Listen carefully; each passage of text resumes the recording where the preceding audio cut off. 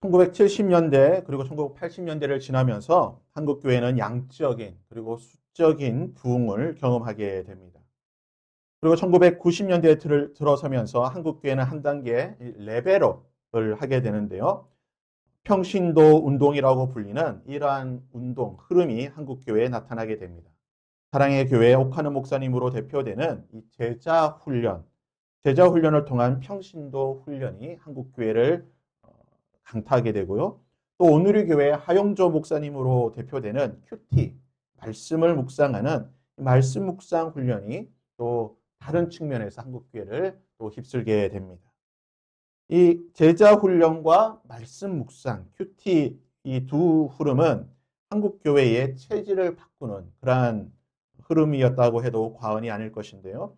제자 훈련과 그리고 큐티가 있기 전까지 아마 한국 교회의 대부분의 신앙생활은 주일 중심, 주일 예배 중심의 신앙생활이었고 목사의 설교를 듣고 이 설교 중심의 그러한 신앙생활이었다고 한다면 큐티와 제자 훈련을 통해서 신앙생활이 일상 속에서 그리스도의 삶을 살아가는 그리스도를 고백하는 일상의 신앙이 되었고 또한 개인적인 성경 공부를 강조하는 그러한 흐름으로 바뀌게 되었다는 것입니다.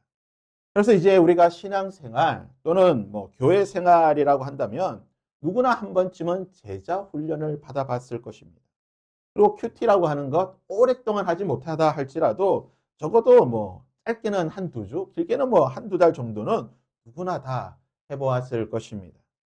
그래서 연초가 되면 각 교회마다 제자훈련 코스를 열고 성도들을 그곳에 참석할 수 있도록 격려하게 되고요.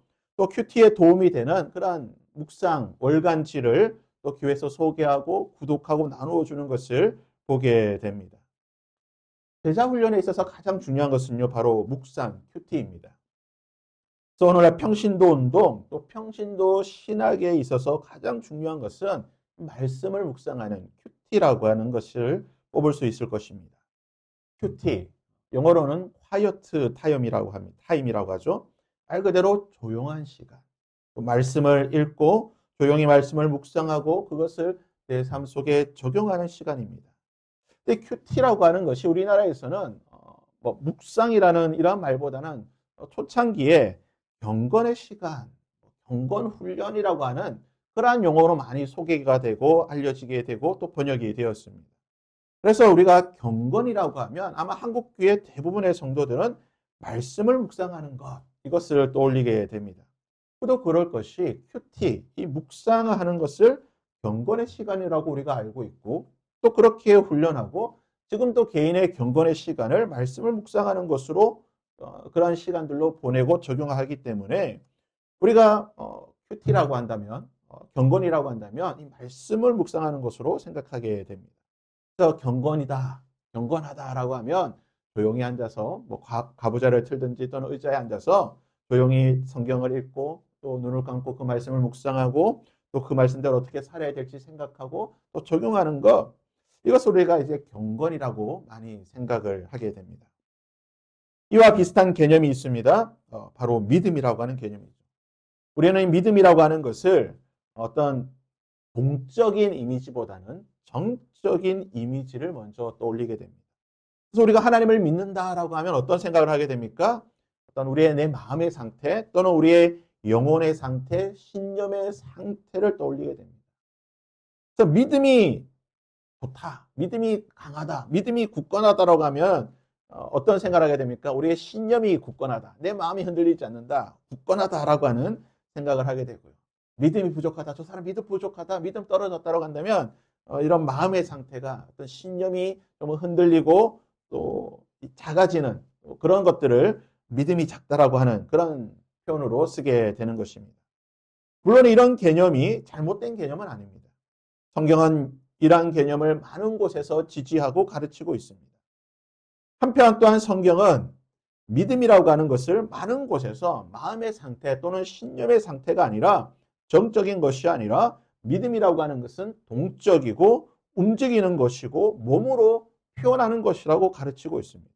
즉 단순히 앉아서 내가 믿습니다, 내 마음이 굳건합니다, 이것을 믿음이라고 말하지 않고 적극적으로 행동하고 움직이고 실천하고 이러한 모습, 이러한 것들을 믿음이라고 이야기한다는 것입니다. 우리가 읽었던 야고보서. 이 야고보서는 우리가 기존에 갖고 있던 경건이라고 하는 것, 우리가 기존에 생각하고 있던 믿음이라고 하는 이 개념을 바꾸는 성경이라고 볼 수가 있습니다. 본문은 경건에 대한 우리가 가지고 있던 이 개념들, 그리고 믿음이라고 하는 것들에 대한 우리의 생각들이 발상의 전환, 행동의 전환을 강하게 요구하고 있습니다. 오늘 말씀을 통해 큐티와 더불어 우리가 말씀 묵상하는 것과 더불어 또 다른 경건이 무엇인지를 한번 살펴보고 우리가 말씀 묵상과 함께 이 또 다른 경건이 우리 삶 속에 이루어질 수 있는, 그래서 참된 경건의 삶을 살아가는 저와 여러분이 될 수 있기를 바랍니다. 야고보서의 저자는요, 야고보입니다. 초대교회 전승과 그리고 대부분의 학자들이 동의하는 것은 이 저자인 야고보는 사도 요한의 동생, 우리가 흔히 세베대의 아들이라고 불리는 그 야고보가 아니라 예수님의 동생이자 초대교회의 지도자였던 의인 야고보라고 불리는 그 사람이 지었다라고 많은 성경학자들과 그리고 교회의 전승은 가르쳐주고 있습니다. 예수님의 동생인 야고보가 경건과 믿음의 새로운 관점을 제시하고 있는 이 야고보서를 기록했다는 것은 여러 가지 우리에게 시사점을 주고 있습니다. 종교개혁가였던 루터는 야고보서를 지푸라기 서신, 하나의 지푸라기 서신이다라고 표현했습니다. 루터가 이신층이, 즉 오직 믿음으로 구원을 받는다라고 강조하였고, 가톨릭의 그러한 행위 구원에 대한 것들에 대한 강한 반감이 있었기 때문에 루터의 입장에서 보게 되면 어떤 행함을 강조하는, 그러한 믿음을 강조하는 이 야고보서는 좀 지푸라기와 같은, 좀 가까이 하고 싶지 않은 좀 가벼운 서신이라고 생각했던 것 같습니다. 특별히 야고보서를 보게 되면요, 성령에 대한 그러한 가르침이라든지 또는 예수님의 죽음과 부활이라고 하는, 우리가 복음이라고 말할 수 있는 그러한 부분들에 대한 어떤 상세한 설명이 없기 때문에 다른 여러 바울의 서신에 비해서 이 야고보서에 대한 어떤 가치를 평가절하했다라고 볼 수가 있는 것입니다. 하지만 야고보서는요, 참된 믿음이 무엇인가? 저자의 표현에 따르면 살아있는 믿음이라고 하는 것은, 참된 믿음이라고 하는 것은 행함이 있는 믿음이라고 강조를 하고 있습니다. 예수님의 동생으로 그 누구보다 예수님을 가장 가까이에서 보았다. 예수님에 대해 가장 많이 알고 있고 예수님에 대해서 예수님의 가르침을 가장 많이 들었던, 가장 예수님에 가까이 있던 동생 야고보가 믿음이라고 하는 것은 행함이 있는 것이다 라고 말했다는 것은, 사복음서에서 우리가 예수님께서 믿음에 대해서 가르칠 때에 과연 어떤 관점으로 바라봐야 되는가, 우리의 관점에 대한 새로운 전환을 요구한다는 것입니다. 아무튼 야고보는요, 경건에 대해서도 마찬가지입니다. 초대교회 성도들과 많은 성도들이 가지고 있던 경건, 그냥 말씀을 생각하고 또는 말씀을 읽고 말씀을 읊조리는 것, 이것이 경건인가? 이러한 경건에 대한 기존의 그 관점들을 비틀고 있다는 것이죠. 27절 말씀을 보겠습니다. 27절에 야고보는 경건에 대해서 우선 경건이 어떠해야 되는가? 우리가 경건의 삶을 살아갈 때에 우리의 경건의 삶이 어떤 모습으로, 어떤 형태로 나타나야 되는가? 27절에 이렇게 기록하고 있습니다. 하나님 아버지 앞에서 정결하고 더러움이 없는 경건은 곧 과와 과부를 그 환난 중에 돌보고 또 자기를 지켜 새 속에 물들지 아니하는 그것이라.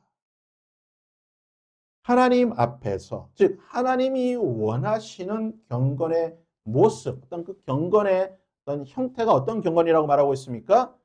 정결하고 더러움이 없는 것이 경건이다. 즉 너희들이 경건의 어떤 삶을 살아갈 때에 어떤 모습으로 살아야 되는가? 정결하고 더러움이 없어야 한다. 이 경건이라고 하는 단어를요, 헬라어 성경에서는 트레스케이아라고 하는 단어를 쓰게 되는데요, 신약 성경에서는 모두 4번 기록하고 있습니다. 그때 사도행전에 한 번 나오고 골로새서에 한 번 나옵니다. 그러니까 누가가 기록했던 사도행전, 그리고 바울이 기록했던 골로새서에 각각 한 번씩 나오고 나머지 두 번은 어디서 나오냐? 바로 이 야고보서에 나옵니다. 그러니까 이 경건이라고 하는 이 단어가 이 야고보에게서는 얼마나 중요한 단어인지를 알 수가 있는 것입니다. 이 트레스케이아라고 하는 이 경건이라고 하는 헬라어 단어는요. 그 어떤 뜻이 있냐면 종교적이다는 뜻이 있습니다. 종교적이다.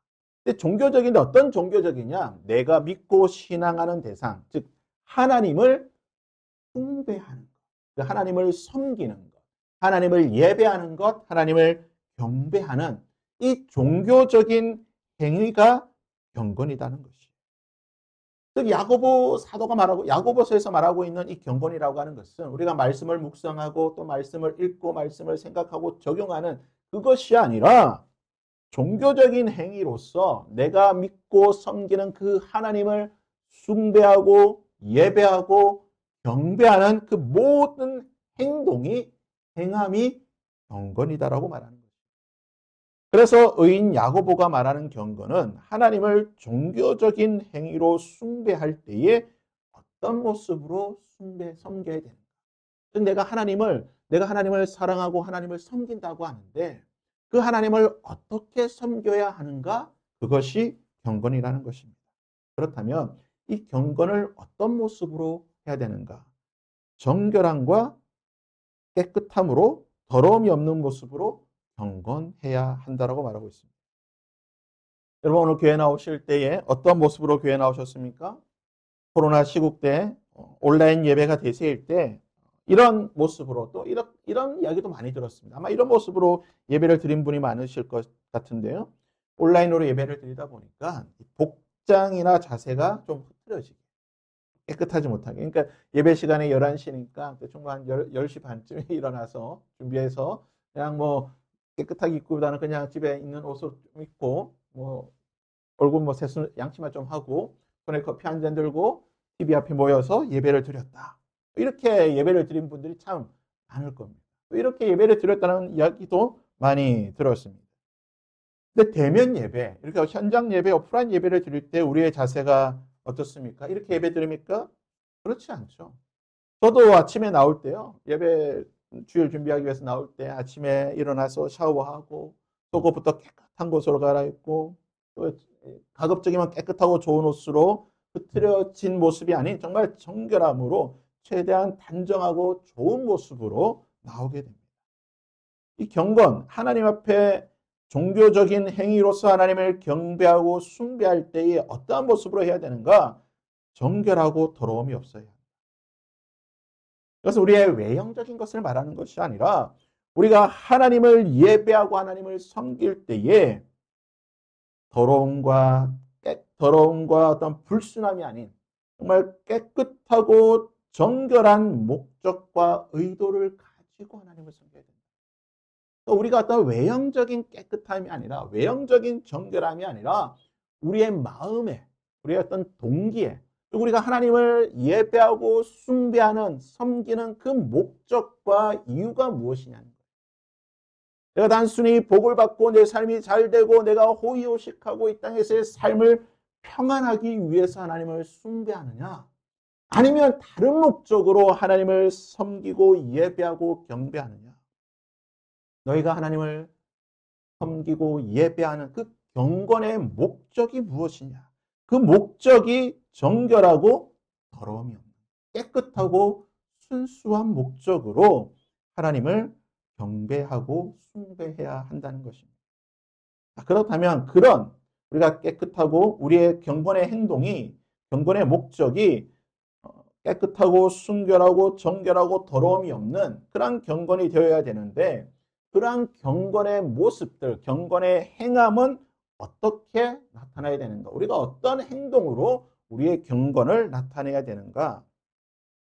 의인 야고보는 세 가지의 행함으로 우리의 경건의 행동이 나타나야 된다고. 우리가 경건하다고 할 때에 세 가지의 모습이 나타날 때에 이 사람이 경건한 삶을 살고 있구나. 근데 이 경건한 삶을 살 때에는 정결하고 더러움이 없는 정말 순결하고 깨끗한 정결한 목적으로 그러한 행동을 해야 되는데 첫 번째 경건의 행동이 무엇입니까? 하나님을 종교적으로 숭배하는. 그러니까 이 경건의 행동이라고 하는 것이 단순한 경건의 행동이 아니라 하나님을 찬양하고 예배하고 경배하고 섬기는 모습인데 어떤 모습으로 하나님을 섬기고 경배해야 되는가? 고아와 과부를 그 환난 중에 돌보는 것이니라. 의인 야고보는 첫 번째 경건의 모습으로 고아와 과부를 환난 중에 돌보는 것이라고 말했습니다. 이것이 얼마나 중요한 일인가. 하나님을 예배하는 것, 하나님을 찬양하는 것, 하나님을 섬기는 것이 경건의 모습인데 그것을 어떤 모습으로 섬기는 것인가? 고아와 과부를 그 환난 중에 돌보는 것이다. 모세경을 보게 되면요. 하나님께서는 고아와 과부를 돌보시는 하나님이라고 말하고 있습니다. 여러분 모세경을 자세히 보시면 하나님께서 고아와 과부에 대해서 얼마나 많은 관심이 있는지, 내가 그들을 얼마나 사랑하고 내가 그들을 얼마나 지키고 얼마나 돌보는 하나님이신지를 모세오경에서는 끊임없이 율법의 계명들을 통해서 우리에게 말씀하고 계십니다. 시편 67편을 보시게 되면요. 하나님은 과부의 재판장이시요 하나님은 고아들의 아버지라고 찬양하고 있습니다. 구약의 선지자들이 이스라엘 백성들의 죄를 책망할 때 너희들이 지었던 가장 악랄한 죄가 무엇이냐? 고아와 과부를 학대하고 괴롭혔다. 이것이 너희들이 가졌던 가장 악한 죄라고 말했습니다. 예수님께서는 요한복음 12장 8절에 가난한 자들은 항상 너희와 함께 있느니라. 나는 너희와 항상 있지 못하겠지만 나는 이제 하늘 올라가지만 고아와 과부, 가난한 자들은 너희와 항상 함께 있기 때문에 너희들은 그들을 보살피고 돌보아야 된다고 말씀하셨습니다. 예수님의 공생의 3년을 살펴보게 되면요. 항상 예수님께서는 고아들과 과부들을 보살피시고 그들의 병을 고치시고 그들을 돌보시고 그들과 함께 하셨던 분이십니다. 예루살렘 교회는 어떤 교회입니까? 예루살렘 교회의 가장 큰 특징이 무엇입니까? 과부들을 공개하는, 고아들을 공개하는 일이 예루살렘 교회가 보여줬던 가장 큰 특징이라고 사도행전은 우리에게 말하는 것입니다. 이처럼 구약과 신약 성경을 통해 알 수 있는 것은 고아와 과부를 돌보는 것이 무엇입니까? 이웃 사랑의 힘이라는 것. 모든 율법과 선지자들의 강령에 대해서 예수님께서는 마태복음 10장 30절과 31절에 이렇게 말씀하셨습니다. 내 마음을 다하고 목숨을 다하고 뜻을 다하고 힘을 다하여 주 너희 하나님을 사랑하라. 둘째는 이것이니 내 이웃을 내 자신과 같이 사랑하라. 이보다 더 큰 계명이 없느니라. 모든 선지자, 구약의 모든 내용의 핵심이 무엇이냐? 하나님을 사랑하고 이것처럼 내 이웃을 사랑하라. 이보다 더 큰 계명이 없다. 하나님을 사랑하고 이웃을 사랑하는 것. 고아와 과부로 대표되는 이웃을 사랑하는 것이 복음의 핵심이라고 말하는 것입니다. 그리고 이것이 경건이라고 야고보 사도는 말하는 것입니다. 여러분, 우리가 하나님을 사랑하고 하나님을 섬기고 하나님을 예배하고 하나님을 숭배하는 것은 단순히 주일날 교회에 나와서 하나님을 찬양하고 이렇게 예배하는 이것으로 거쳐서는 안 된다는 것입니다. 내 이웃을 사랑하는 것, 고아와 과부로 대표되는 그러한 사회적 약자들을 사랑하고 섬기는 그 자체가 하나님을 예배하는 것이다. 하나님을 섬기는 것이다. 이것이 경건이다라고 말하는 것입니다. 두 번째, 야고보서 저자인 의인 야고보가 말하는 하나님을 숭배하는, 섬기는 그 경건이 무엇입니까? 자기 자신을 지켜 세속에 물들지 아니하는 것이다 라고 말하고 있습니다. 앞에서 말했던 정결하고 더러움이 없는 것과 좀 연관이 될 수도 있는 것 같은데요. 자신을 지켜서 세속에 물들지 않는다. 여러분 이것이 어떤 뜻일까요? 저기 헬라어 원문을 찾아서 이 헬라어 원문으로 읽어보니까 헬라어 원문으로 보게 되면 세속에 물들지 않는다는 것을 이렇게 좀 의역을 할 수 있을 것 같아요. 그 원어의 뜻을 가지고 제가 의역을 하면 이렇게 의역을 할 수 있을 것 같습니다. 하나 예를 들어볼게요. 이렇게 벽을 장식을 합니다. 벽을 장식하면 여러분의 뭐 취향에 따라서 어떤 분은 뭐 그림을 달 수도 있고 어떤 분은 자신이 좋아하는 뭔가를 이렇게 벽에 장식을 할 수가 있겠죠. 근데 여러분 우리가 벽에 뭐 예를 들어서 뭐 그림이든 뭐 조각이든 무언가를 장식했을 때에 그냥 장식한 그대로 장식한 것으로 끝입니까? 그렇지 않죠. 그 장식에 먼지가 묻었는지, 흠집이 없는지, 파손이 안 되었는지 살펴보고, 먼지가 묻었으면 털어주고, 혹시나 유리가 깨졌으면 새로운 유리로 교체해주고, 그 내가 장식했던 것이 잘 유지될 수 있도록, 처음 모습 그대로 유지될 수 있도록 끊임없이 보수하고 관리하는 것. 누구나 자신이 좋아하는 장식품들을 그렇게 보수하고 관리할 것입니다. 만약 그것이 비싼 것이라고 한다면, 그것이 고가품이라고 한다면, 그것이 세상에 하나밖에 없는 것이라고 한다면 더 그렇겠죠. 그것을 방치하는 분은 없을 겁니다. 날마다 보면서 어디에 흠집이 없는가 잘 살펴보고 닦고 보수하고 유지할 것입니다. 새 속에 물들지 않는다는 것이 바로 이런 뜻입니다. 하얀 옷을 입고 진흙탕에 뒹굴지 않도록 더러운 이 온 진흙탕 가운데 하얀 옷을 입고 지나가면서 이것이 하나도 때타지 않도록 아주 조심하게 하는 것. 우리가 이것으로 세속에 물들지 않는다. 하얀 천에 물감을 떨어뜨려서 색이 물드는 것처럼 이것이 우리가 세속에 물들지 않는다라고 생각하는데 헬라어 원어적 개념에서는 하나님이 우리에게 주신 가장 귀한 것을 주신 그대로 지키고 보존하고 유지하는 것을 세속에 물들지 않는다라고 표현하는 거죠. 이렇게 생각하면 되죠. 한 남자와 한 여자가 부모를 떠나서 한 몸을 이루고 가정을 이루는 것. 이것을 결혼이라고 합니다. 성경은 결혼의 가치에 대해서 이렇게 말합니다. 한 남자와 한 여자가 만나서 연합하고 부모를 떠나 가정을 이루는 것을 결혼이다. 하나님은 이것을 우리에게 결혼의 가치로 주셨습니다. 그런데 남자와 여자가 아닌 남자와 남자가 결혼을 하고 여자와 여자가 결혼을 하고 또는 결혼의 예식이 아닌 그냥 동거하고 그냥 마음 맞으면 동거하고 마음이 떠나면 헤어지는 이것을 결혼이라고 하지는 않는다는 것입니다. 하나님께서 우리에게 주셨던 처음 그 결혼의 모습 그대로 지키고 보존하고 그것이 유지될 수 있도록 하는 것 이것이 세속에 물들지 않는 것입니다. 그래서 우리가 자신을 지켜 세속에 물들지 않는다는 것은 큐티하고 말씀을 묵상하는 것 이것을 고치는 것이 아니라 하나님께서 우리에게 주신 그 성경의 가르침, 그 성경의 가치가 훼손되거나 변질되거나 오남용되지 않게 원래 주신 모습 그대로 보존하고 지키는 것이 경건이라는 것입니다. 특별히 예루살렘 공의회를 주관했던 이 의인 야고보가 이것을 강조하는 것은 굉장히 의미심장한 것입니다. 초대교회에 있었던 그 예루살렘 공의회, 사도행전 15장에 기록되어 있는 그 예루살렘 공의회에서 했던 가장 중요한 결정이 무엇입니까? 그것은 바로 율법과 할례가 가지고 있던 그 원래의 가치가 훼손되었기 때문에 그것을 훼손하고 오남용하였던 그 유대주의에 대한 반발, 그것을 경계하는 것이 예루살렘 공의의 목적이었습니다. 그리고 그것을 주도했던 사람이 누구냐? 야고보입니다. 그 야고보가 오늘 본문의 말씀에서 세속에 물들지 않고 하나님이 주신 우리에게 주신 그 가치들을 그대로 지키고 보존하는 것. 그것이 경건이라고 말하고 있는 것은 굉장히 중요한 시사점을 가진다는 것입니다. 그런 경건이라고 하는 것은요.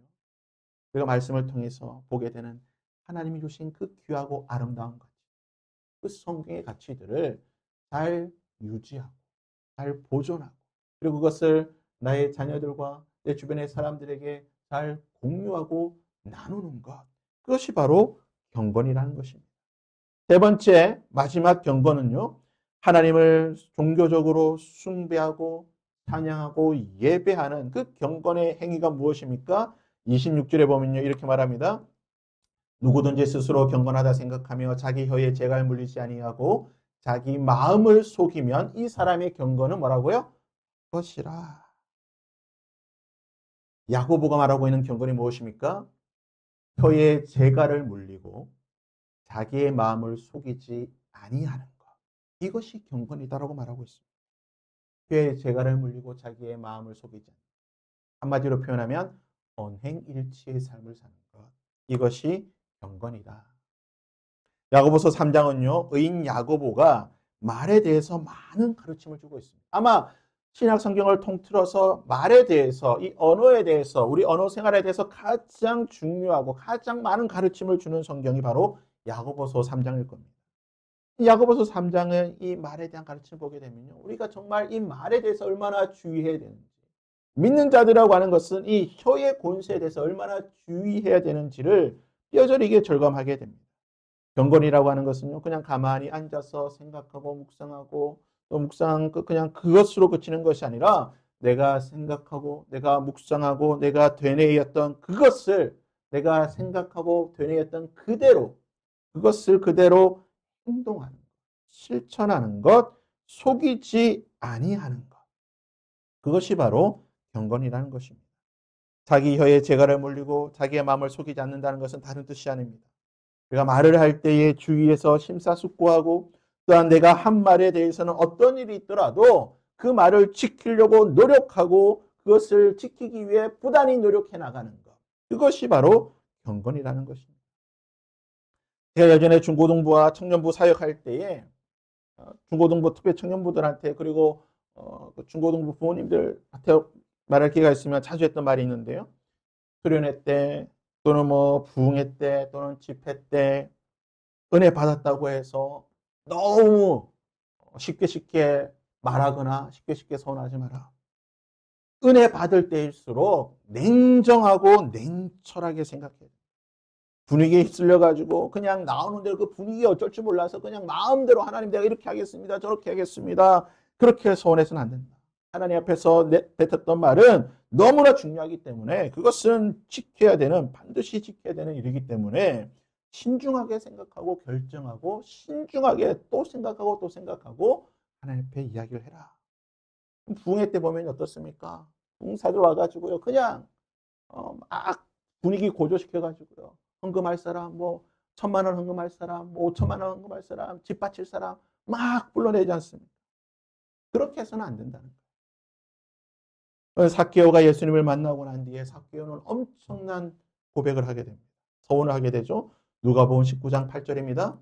삭개오가 서서 주께 여짜오되 주여 보시옵소서 내 소유의 절반을 가난한 자들에게 주겠사오며 만일 누구의 것을 속여 빼앗은 일이 있으면 내 갑절이나 갚겠다.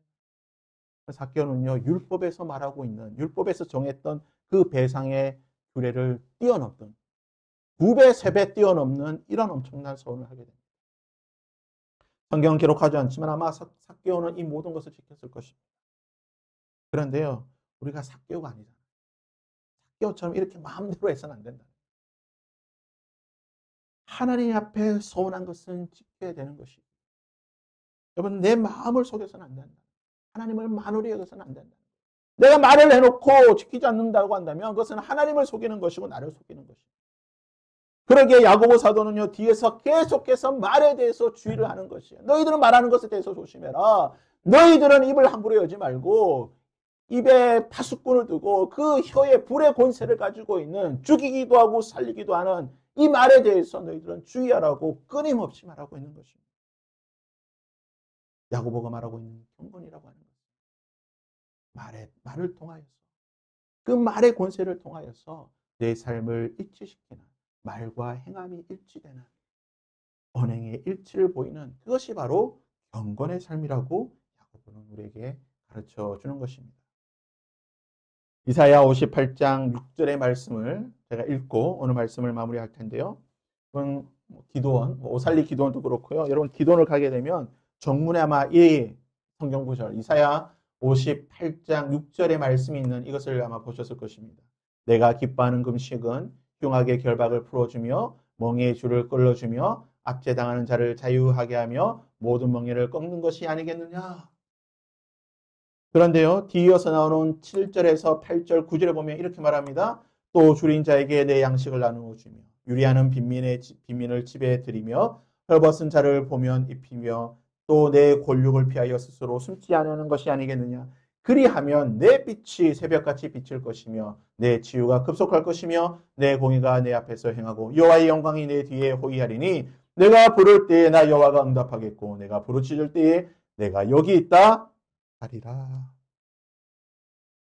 사랑하는 여러분, 어쩌면 우리가 생각하는 금식, 우리가 생각하는 기도, 우리가 생각하는 믿음, 우리가 생각하는 경건, 때로는 하나님께서 원하시는 기도와 경건과 다를 수가 있습니다. 그럴 때 우리는 우리의 관점을 내려놓고 하나님의 시선에서 하나님이 원하시는 경건과 금식과 기도와 믿음의 생활을 해야 된다는 것입니다. 내가 원하는 것, 내가 하고 싶은, 내가 즐기는 경건이 아니라 하나님이 원하시고 하나님이 기뻐하시고 하나님께서 하기를 원하시는 그러한 경건을 할 때에 하나님께서는 우리에게 응답하실 것입니다. 이사야 58장에 나오는 것처럼 하나님이 기뻐하는 금식을 행할 때에 하나님께서 들을 것이고 치유할 것이고 고쳐줄 것이고 나타날 것이고 응답하시겠다라고 말씀하셨습니다. 하나님이 원하시는 경건이 우리 가운데 있기를 바랍니다. 말씀을 묵상하는 건 너무나 귀하고 중요한 일입니다. 그러나 말씀을 묵상하는 것과 함께 오늘 야고보가 말하고 있는 이러한 경건의 모습, 보아와 가부를 돌보고 말씀의 삶의 언행에 일치가 있는 그러한 경건, 하나님이 원하시는, 하나님이 기뻐하시는 그러한 경건의 삶이 우리 가운데 있을 때 우리의 모든 경건 생활 중에 하나님이 내가 여기 있다라고 말씀하여 주실 것이고 우리의 모든 삶 속에 하나님의 은혜를 경험하게 될 것입니다.